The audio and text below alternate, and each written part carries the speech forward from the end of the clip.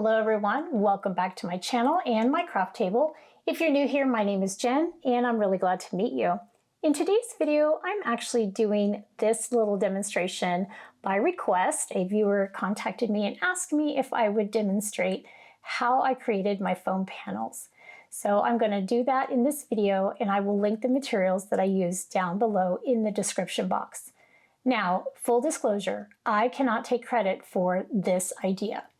So originally I saw this idea on Carissa Wiley's YouTube channel, and she's an amazing card maker. So she makes her own foam panels. What do I mean by foam panels? Well, it's a piece of craft foam. So this is just a really cheap piece of 1mm craft foam, and she covers them in double-sided adhesive, just like this. And what that allows her to do is she can put her panel on this side, and then this goes down on the card base, and it gives the cards a very nice, sturdy foundation. It makes them just feel more professional, and it's just way, in my opinion, to put the panel down on the base, this is way better because it just adds to the card. And it's definitely stronger than liquid glue because once you put it down, it is not coming up. So the request was for me to demonstrate how I made these. Now, I will tell you that the craft foam that I purchased on Amazon, it comes in very large sheets, and I decided that I was going to cut them all down and have them in a tub and just make my foam panels as I needed, which is fine, and this is working for me. In the future, once I go through all of these craft foam pieces, when I purchase my next round, I will be leaving the craft sheet fully intact, and then I will cover it completely on both sides with the double-sided adhesive tape, just like I'm going to show you here in a few minutes, and then I will cut it down into these sizes that I need. I think that would be a lot easier. I'm going to give it a try, and then I'll make a decision going forward from there, whether I do it this way permanently or whether I leave the sheets intact fully and then cut them down after I put the tape on. Let me just show you how I make these. These are super nice. I just keep them in a little tub here in my craft space, and I grab them as I make my cards. I have 2 rolls of tape. This one in particular is 4 inches wide. This one is 2.5 inches wide.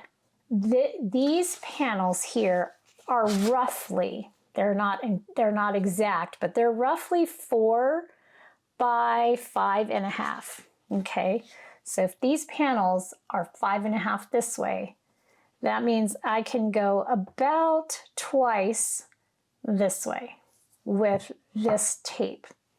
The other option I have is that I could go this way with my tape and just, cover them. So I'm just going to demonstrate how I would cover a foam panel.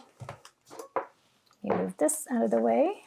Okay, so what I typically do is I roll the sheet out, and the side of my mat holds the roll, and then I line up the edge of the foam, craft foam, like on the side where I can see, and then I just go right along the edge of the tape. So on this side I was able to see that I lined it up, and then I just smooth it down, okay, and I make sure it's really, really smooth. Go ahead and cut.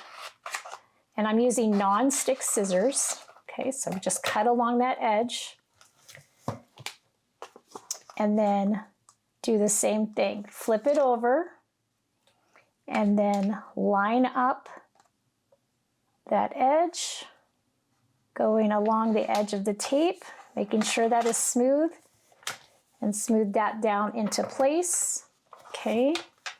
And then just cutting that off just like that. So that is one way that you can make a foam panel, and you can just make them as you need them. If you need several panels if you need several panels, then something that is probably very handy, and I'm gonna put these like this. I'll just do 3 of them. And this is why I suggested leaving the craft sheet completely intact.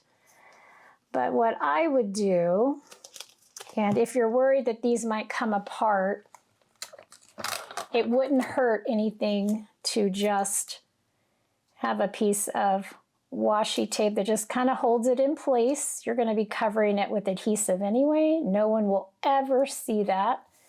Okay, so if this was my ginormous craft sheet, then I would take my tape, okay, and what I would probably do is more than likely, I would measure how long I need the tape to be. And then I would line up this corner with the corner of that craft foam, just like that. And then very, very carefully, I would just go down the edge of the craft foam, just like that. Okay. And then I would cut off the end where I don't need it. Okay. So that is down and good to go. You can then put a magnet on top if you don't want it to go anywhere. And I would repeat that process. And I would just butt that piece of tape up against the other one. And so this is why I'm recommending that you don't cut the sheets down. Just let them be big, and then you can just cover them really easily, okay? Now I do have this little piece right here. So what I am going to do, because see, this side doesn't have anything. What I am gonna do is I'm gonna butt the tape up against this other piece, just like that. Okay. Ooh, I just got it all on my craft mat. Okay. Okay, then I'm going to cut that off. Probably would have been smarter to turn it over. Okay. And then this I can just fold over, just like literally just fold it over. Actually, I'm going to fold it over this way where I can see it. Okay, making sure it goes down smoothly. You really don't want any wrinkles if you can help it. Okay. All right. Just like that. Now,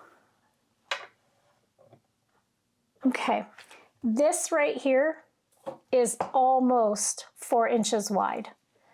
So I think it would be, and this is kind of why I have 2 different ones. They make them in all different widths, okay? You can get the width that makes sense to you. But what I'm gonna do is I'm going to, because it will barely overlap, but I'm gonna do the same thing on this side using this wider piece of foam tape, okay? You can see it overlaps right here, but really and truly, that's not gonna matter in the end. Okay. All right, so now I have these panels. So the beauty of these panels is that you can use your scissors or you can use a paper trimmer to cut these down to size. So typically I like to make panels that are 4 inches wide. Okay. And as long as that adhesive is covered, it's very nice, okay? And then here, I'm gonna do the same thing again. And this one I'm just gonna verify. Yep, and I don't need to cut that. Now these are longer than I'm gonna need when I actually go to, use them. So when I go to use them, I usually cut them at like, I'll say 5 1/4 would be the widest that I need. So then I get these little strips like this, okay? Now the best thing about those little strips is that when I'm working with a panel, whatever I have left over goes in this little pocket here.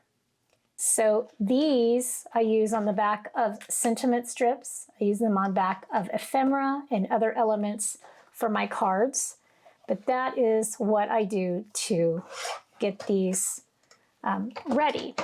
Now with that overlap, what I do want to do is very, very carefully, I don't want to cut all the way down, but I just want to kind of run my craft knife just where I can see that it's cut into, so that this side will release all by itself and then this side will release by itself. So again, that would be another benefit to not cutting down your large panels, just leaving them large, letting them be, covering them completely, and then cutting them down, because then you don't have to worry about stuff like that. But that, my friends, is how I make foam panels. And again, I cannot take credit for these. I did learn this from Carissa Wiley, and so I'm very thankful to her for showing the crafting community how to do this. I will link the supplies that I use down in the description box below. If you ever want to see a very particular technique or craft, just drop me a comment down below and let me know what it is that you'd like me what you would like me to bring to the channel. I hope this tutorial was informative and helpful. Don't forget to like, share, and subscribe. And until I see you again in the next card or craft, as always, have an amazing day and happy crafting. Thank you all so much for watching today. I'm so glad that you can join me at my craft table. If you're not already, I'd love to have you as a subscriber, and don't forget to hit that notification bell. That way you'll know when new videos arrive. Have a great day, and as always, happy crafting.